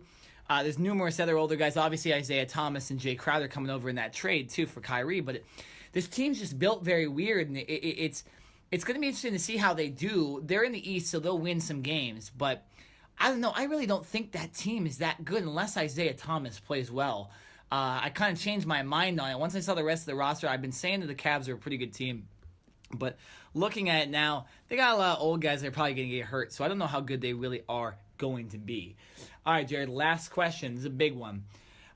Jared, do you care that Carmelo Anthony was traded to the Oklahoma City Thunder? I do care, and it's about damn time that Melo got out of New York after all the talk, and he had the no trade clause, and he couldn't go anywhere until he agreed to go to another team. Finally, and it was an unexpected team because a lot of people thought that Melo was either going to go to the Houston Rockets and join up with Chris Paul and James Harden, or he was going to end up in Cleveland. And this was all before Dwayne Wade ended up signing with Cleveland. Cleveland just added that 2010 All-Star game. Yeah, exactly. So it's very interesting turn of events, the fact that Melo is now going to Oklahoma City. And I say that not because he wanted to join Westbrook. Obviously, I'm sure any player would want to play with that caliber of athlete. But it's the fact that Paul George is already there. And Paul George and Carmelo Anthony they both play the small forward position. So it's going to be very interesting to see what head coach Billy Donovan does. The early reports are that Paul George will stay at the small forward position, and Carmelo Anthony is actually going to play the 4 spot, which is the power forward position. Interesting.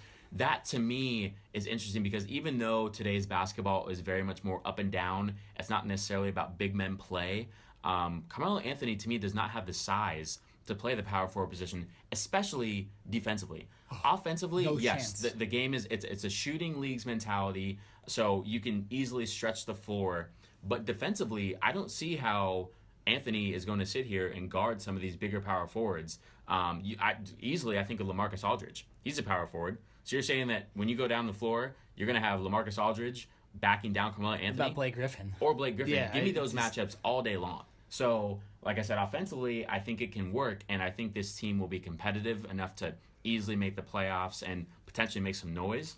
But how this team is going to be kind of put together from top to bottom will be very interesting to see. And also another thing, this is talking about Dwayne Wade, with Chris Paul, with now Carmelo Anthony, all these teams forming these super teams, if you will, and all these guys coming together to try to win a championship. It all sounds great and it looks great on paper, and I'm not saying it's not going to work, but people also, I think, need to take a step back and realize that it's going to take time for these players to gel, especially with Oklahoma City and the fact that none of these 3 players have ever played together before, and they are all used to having the ball in their hands. Mm-hmm. So I think it's going to take some time to say, okay, who's going to take that last second shot? Who is going to dribble the ball for the majority of the game? It's going to take some time for these players to get used to one another and kind of get into a flow.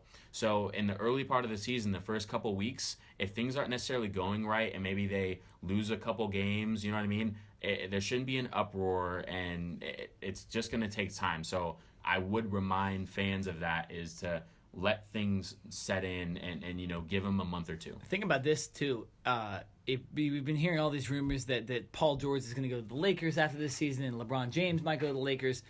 If the Carmelo-Paul George thing works out with 2 small forwards on one team, it might be able to work out for the Lakers. It's almost like a little tryout for Laker fans. If they can somehow get those 2 guys next year, that's a good point. It would work, because although LeBron's obviously way more of a power forward than Carmelo is, you still have those 2 guys playing at the same position, and it's a look at what possibly could come for the Lakers as well. Very true. Good point. So that's the end of Do You Care? On the other side of this break, we're going to be talking about, this will be our final segment of the day, we're going to be talking about the baseball wildcard races and talk a little bit about the playoffs, as the playoffs do start next week.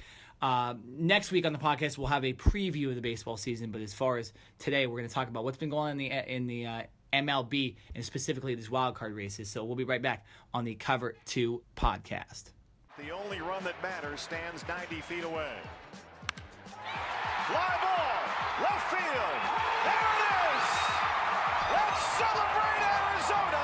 The road to the National League pennant in 2017 begins right here in Phoenix. Shaw's 0-1 pitch, a swing and a fly ball into right center field. Back at the wall, it is gone, a home run! Brian Dozier goes the opposite way. An 8th inning go-ahead 3-run homer. And with one swing of the bat, the Twins have the lead. Deep to left field. Going back Cabrera. Looking up. See ya. He's done it. Home run number 50. No rookie has ever hit 50 home runs in a season till Aaron Judge right now.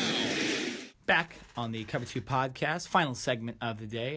Once again, I'm Nick Nenad. And I'm Jared Smith. We're going to talk a little baseball here, some wild card races going on in the MLB. We have, it's Wednesday today, we only have 5 more games in the MLB to go till the season starts, or excuse me, till the postseason starts. And we're going to look at some of the teams. We'll start with the AL because this is less fun of a wild card race to look at. Essentially, the Minnesota Twins will get in, and they'll play the Yankees. The Yankees clinched home field in the wild card. But I wanted to get your take, because I know you're a big Angel fan. I am too. On the Angels kind of fall from grace in this wild card race. What it is today, as of today, Wednesday, doing the live podcast. If you're listening on Thursday, this may have already been dealt with, and the Twins might already clinch. The Twins have to lose every game, and the Angels have to win every game to even tie the Twins for that last wild card spot. So it's pretty much inevitable the Twins will get. But I just want to get your take on the Angels real quick and what it was in September that caused them to not end up getting closer in the wild card. Yeah, I think I'm just like on repeat in saying this. It was their pitching that's always been a factor and always caused this team to be somewhat of a roller coaster ride. Mm-hmm. They can go a stretch of a week or two where they can pile up some wins and look really good. And then they have a stretch of this last week where they're really only a game or a game and a half behind the Minnesota Twins for that last wild card spot, and the Angels end up losing 6 games in a row. Well, and it was to the two best teams in the AL. Yeah, and I do understand that, but you gotta win a game, it really is essentially knocking themselves out, because as it stands now, like you just said, they are 5 games behind, and the only way that the Angels can get in now is by winning outright. Yeah. And the Minnesota Twins have to lose every game. But then that would only tie, and they would have to play a play-in game to get into the wild card game, which is a play-in game to get to the postseason. So they have really only shot themselves in the foot, in my opinion. Yeah. I did like the recent moves of bringing in Brandon Phillips and Justin Upton to boost the offense. It did boost the offense. And it definitely did. I think those two have really come on and helped this team offensively, along with helping Mike Trout and Albert Pujols. But it really goes back to the defense and the pitching for this team and the consistency of not knowing from night in, night out what you're going to get. One night, maybe you can only give up 1 or 2 runs, but the next night you're going to give up 7 or 8. Yeah. And I think the fact that there's that huge gap in the run consistency is one of the reasons why, even if this Angels team made it in the playoffs, I wouldn't trust them at all. Yeah. Because I would not trust them defensively to be able to hold teams under 3 or 4 runs. I think this Angels team would have to average 5 or 6 runs a game just to be competitive. And when you get into the playoffs, it's really about, I have always said it, defense wins championships. Mm-hmm. And defense, to me, in baseball includes pitching. So, like I said, as a whole, I don't think this team would have been able to go far in the playoffs in general. But the fact that they had that 6-game losing streak really just kind of killed them and almost killed their hopes. Now, obviously, there's still a chance statistically they can still win and get in, but it's looking more and more like that's not going to happen. Well, what I thought, too, was we talked about the MVP race, and we'll do our picks for MVP and that at the end of this segment, but talk about the MVP race, and you heard Judge's name, you heard Altuve, but then there was Trout, who didn't play the whole season, was kind of injured, but had a pretty consistent year. But then he screwed up in September. He didn't play well. I think, along with that pitching, because you're right, besides Garrett Richards, essentially every Angels pitcher, you didn't know what you were going to get. The problem was Mike Trout wasn't helping. Mike Trout didn't play like the MVP to get the Angels some of these wins. When they were losing those 6 games, Mike Trout wasn't doing anything. So that's where it comes. People complain about Trout being in the playoff, not being in the playoffs ever. Well, he didn't play good enough to get into the playoffs. You know, it was Justin Upton who played really well. It was Brandon Phillips. It was even guys like C.J. Cron were stepping up in September, not Mike Trout. And I think this has to say something about Trout. You got to play better when it comes to the big games. The one time they did make the playoffs, they got swept. And I think Trout had one hit that was a home run. So maybe he's not as clutch as we think he is, and he's a regular season player. But I thought that was another big reason why this Angels team didn't make the wild card, or didn't win the game. Division. Yeah, the division. So now let's actually predict. It's more than likely it will be Minnesota. So we'll just throw Minnesota in this wild card game. Yankees would be the home team. They clinched that. We will not be able to talk about we will not be able to preview the wild card game for the AL because we do the podcast on Wednesday, and the AL wild card game is next Tuesday. Jared, who you got in that one-game playoff between the Twins and the Yankees? I'm going with the Yankees at home. I think offensively, especially with Aaron Judge has come on late again. Oh, yeah, 50 home runs. Hitting 49 and 50. Obviously, after the All-Star break, he had that month and a half where he really went into a slump. But fortunately for him, he turned it back on when they needed it the most, getting hot at the right time. And I think that's a big thing, not only for a specific player, but as a team, is to get hot at the right time when the playoffs are starting. So because the Yankees right now, I feel have really good momentum, I would pick them to beat the Twins. Yeah, I'll say this. The Minnesota Twins are an impressive team because they came out as they had a 100-loss season last season. And my dad was talking about this last night. He said, what if you would have bet on the Minnesota Twins this year to make the playoffs? You probably would have won a lot of money. Twins have impressed me. They've been pretty consistent. They weren't like the Angels. They didn't have a 6-game losing streak. They've been consistently winning enough games. And even last night, they beat last night being Tuesday, they beat the Cleveland Indians in a walk-off. So this team is scary, although I'm going to pick the Yankees because of Judge's emergence at the end of the season. He had such a bad August, but he's had a good September. And recently, I think he's hit 5 home runs in 3 games or something like that. So I think Aaron Judge will be able to get the Yankees past them in one game. I don't know about a series with the Yankees because their pitching is kind of sketchy after Luis Severino. But that's another reason I think Severino will get the job done. Yankees win, but I wouldn't be surprised if Minnesota won that game. But I'm going to pick the Yankees. Okay. All right, so let's move on to the NL, which is more of a wild card race. We have the Colorado Rockies, the Chicago Cubs all in it, and along with the Milwaukee Brewers and St. Louis Cardinals. I'm trying to look at the games back because it's kind of weird the way they have this shown. But the Cubs will more than likely be the central winner. So the Cubs will get a pass from the wild card game. So it will be Arizona who clinched the wild card game. They clinched at home a lot like the Yankees did. But the 3 other teams to watch, you have the Rockies, you have the Cardinals, and the Brewers. Jared, out of those 3 teams, who would you feel most confident in making that wild card game? At the beginning of the year and even most of the season, I probably would have went with the Cardinals because of their experience pitching-wise. But right now, the Milwaukee Brewers, who I don't think a lot of people are same talking record about, as the Twins, too. Yeah, same record as the Twins. I think the Milwaukee Brewers have a legitimate chance to get in as that next wild card spot. Like I said, not something that I would have said or even thought about saying at the beginning of the year or even towards the middle of the season. But the way that they've been able to stay consistent and keep on pace almost with the Cubs and really hold the Cardinals a game. Right now, the Brewers are a full game ahead of the Cardinals. And they're a game and a half back of the Rockies. Yes. So I would probably go with the Brewers, even though I would not be surprised with the Cardinals pitching and, like I said, their experience. I would not be surprised to see the Cardinals going, but as of today, I'm going to pick the Brewers. Yeah, that's interesting. What's funny about the Brewers, too, is they had such a good start to the season, and then they weren't very good. They were the Brewers again, and now they've resurged a little bit. I would say if you're one of these teams, if you're a National fan or you're a Dodger fan, or even a Cubs fan, you want the Brewers to get into the playoffs. You don't want the Cardinals to get in. They've had playoff prowess. You don't want the Rockies because they have a scary stadium to play in, and they have very dangerous hitting and better pitching than people think. But I would think you'd want the Brewers to get in if you're a good team's fan, because the Brewers, they're an average team that's played well 2 segments of the season, in my opinion. I'm going to disagree. I think the Rockies will hold off and will end up winning the wild card, although they haven't played good and they've been losing to teams like the Padres and Giants, which you just can't do. But I just believe the Rockies will win enough games to get in. I think Arizona will easily win that wild card game, but we'll go over that a little more next week. But if I'm a fan, I am a Dodgers fan. I want the Brewers getting in that wild card, and it would be a better story than, let's say, the Rockies too. The Milwaukee has been in the playoffs in a long while, so very interesting as far as those races go. Actually, let's predict. Let's predict. So you think the Milwaukee Brewers will get in? Because it might be, time constraints might be hard to get the podcast loaded next week before this game, the wild card game starts. Arizona's definitely in. They're the home team. Would you give Milwaukee a chance against the Arizona Diamondbacks? See, I would not.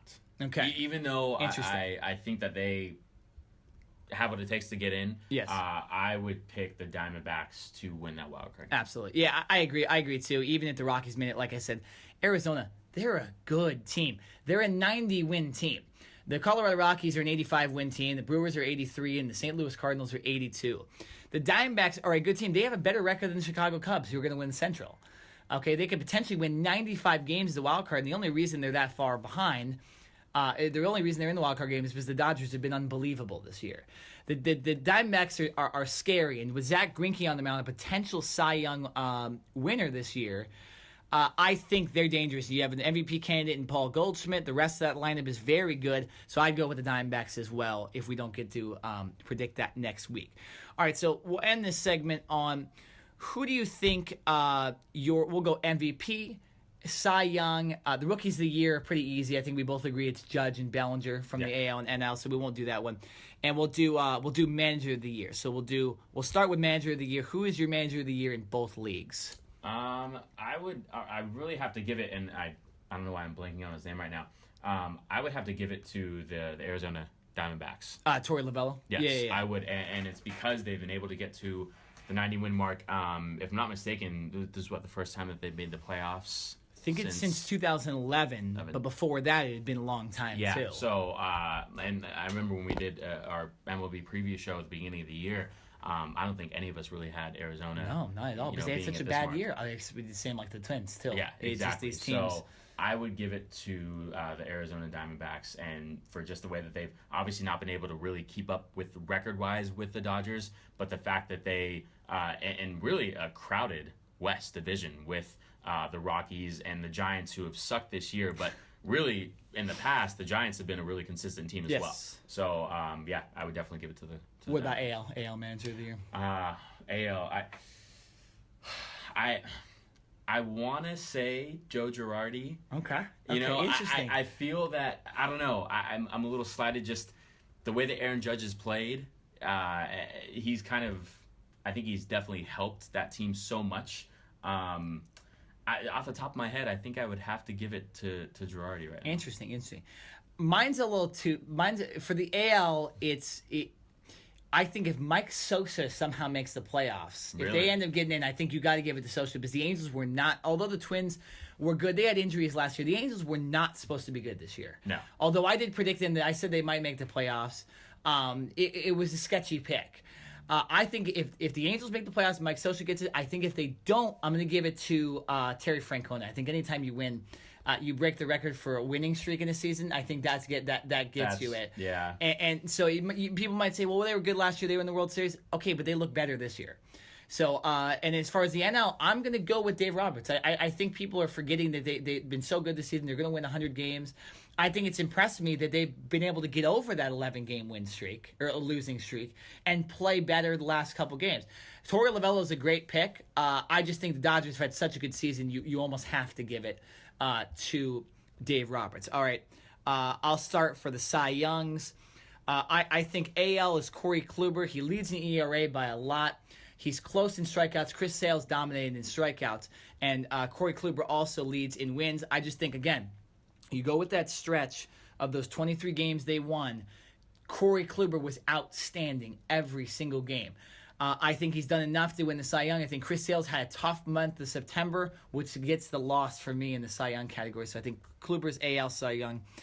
And also, I'm going to give it to Clayton Kershaw. Clayton Kershaw, again, just like Corey Kluber, leads in ERA by a lot, leads in wins by 1, doesn't lead in strikeouts, but that was due to him being injured. I think it was between him and Scherzer. If Scherzer wouldn't have got hurt, I would have gave it to him, but I'm going to give it to Kershaw. I think Kershaw's been pretty consistent to end this season. Yeah, so I'm going to agree with you with Kershaw, and for the same reasons, because Scherzer was injured. Yeah. And even though Kershaw was injured as well for a little bit with that back, I'm still... And the Hasn't had a bad game in the regular since he came season, he is dominant. Yeah. For him, it's really about the postseason and what he can do there. But for the regular season, no, I definitely have to give it to him. In the AL, I am actually going to go Chris Sale. And I think it's because I don't believe he has broken the record. I think he's only a few strikeouts away of breaking Martinez's all-time strikeout record. Oh, for the Red Sox? For the Red Sox. So I believe that's a feat that I wasn't sure was ever going to see broken, at least for a long time. But the fact that he's very close to that, and I believe, is he going to get one more start, Sale? I think you almost have to because the playoffs are coming up. Yeah, so I think he's going to break that record. And for that reason, and just for, he's been the ace. And I think for the majority of the year, he has probably been, at least in the AL, the best. Now, pitcher would it hurt him because the Yankees are only 3 games back in the AL East? If the Yankees were to somehow win that division, would that hurt? Would that change your mind about it? I think you always have to look at a winning team's roster, obviously, and the fact that if they did and the Red Sox, didn't win that division or didn't make it in the playoffs, that would have to play a factor to me. But because of Sale's numbers, his pure numbers alone, I think he still has to be in the conversation. It's not like the Red Sox, suck and they're they're last in the division. You know what I mean? If that was the case, and Chris Sale was the only player on that team, then I think it sways more to the winning team. But the fact that the Red Sox are more than likely going to win the division, I think you have to give it to him. Absolutely. All right, so MVPs. I know we probably we may agree, but I doubt it. So your MVP in the NL. In the NL. That I don't. A lot of guys. Yeah, I don't know if I have. I'm gonna let you go first. Okay, I'll go for it. Mine is going to be Giancarlo Stanton. I think anytime you're close to 60 home runs, you gotta be in the MVP category. I know it's hard because the Miami Marlins are so bad, but you know what? Mike Trout won the MVP when the Angels weren't good, so I don't think that matters too much. Stanton single-handedly almost put the Marlins into playoff contention. I mean, there was a while in late August, early September where the Marlins had a chance at the wild card. They fell off because they had no pitching, and some of their other hitters didn't hit as well later in the season. But I think it would help him if he gets 60 home runs. He has 57 as of Wednesday in this last week of the season. I think if he gets 60, that round number helps. But I'm going to give it to him anyways. He's clearly been the best player in the NL, and I think if you wanted to pick one guy in the NL, I would pick Stanton. He's been unstoppable lately, so I'd pick Stanton. So now your NL guy. I guess I would have to go with Stanton as well. I was a little hesitant because I don't follow the NL as much, so I was kind of leaning on you a little bit more. No, you bring up great points, and I can't really argue with that. So I guess by default, I'm gonna lean towards your experience and go Stanton as well. There you go. Okay, so now I'll let you go AL first. AL, even though he's a rookie, and it's going to be because he just hit that 50 home run mark, I'm going to have to give it to Mr. Judge. Oh, 100%. I agree, too. Yeah, we're going to agree on both. Judge deserves the MVP. The Yankees probably wouldn't have made the playoffs without Judge. That's an MVP to me. I know a lot of people have said Jose Altuve. Mike Trout, I think, lost it once the Angels started playing bad. And like I mentioned, I don't think he's played like an MVP in September. Jose Altuve is leading the league in average. My problem with that is he's on a really, really good team. And Judge, although he's sputtered, the fact that he came back and he showed that he really is that MVP type player in September, I think you got to give it to him. 50 home runs as a rookie. He's the most valuable player. And they named a freaking section of the stands after him at Yankee Stadium. Yeah. That sounds like the most valuable player to me. So I think Judge has got it. I think if you want to argue, the only thing you could argue is that Altuve's, had an unbelievable. He's hit in almost 350, and he still has the home runs. But you have 50 home runs, and you lead the New York Yankees. I think that East Coast bias might come in on that vote too, and get him that win. But so we both agree, Stanton and Judge for MVP. I think the only reason why Altuve would potentially get more votes is because he's been more consistent. That's what I'm saying. Judge did have that gap right after the All-Star break for a little while where he was in a bad slump. I mean, not even take away home runs. Horrendous. Couldn't even get a bloop single.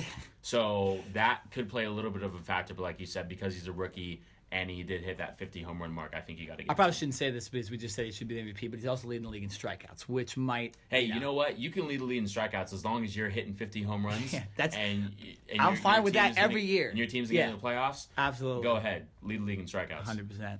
All right, that's the end of the podcast. As you hear the music playing. Good podcast today. We had some controversy on it. We had some baseball talk, some good football talk, but a lot of scandals going on in sports, and we'll see if those continue. For Nick Neenan, I'm Jared Smith. This has been the Cover 2 podcast. Now I'm going to take this jersey the hell off right when we go off the air. No, you don't want to keep it on? I might keep it on for another 5 minutes. But it has been the Cover 2 podcast. We'll see you next week.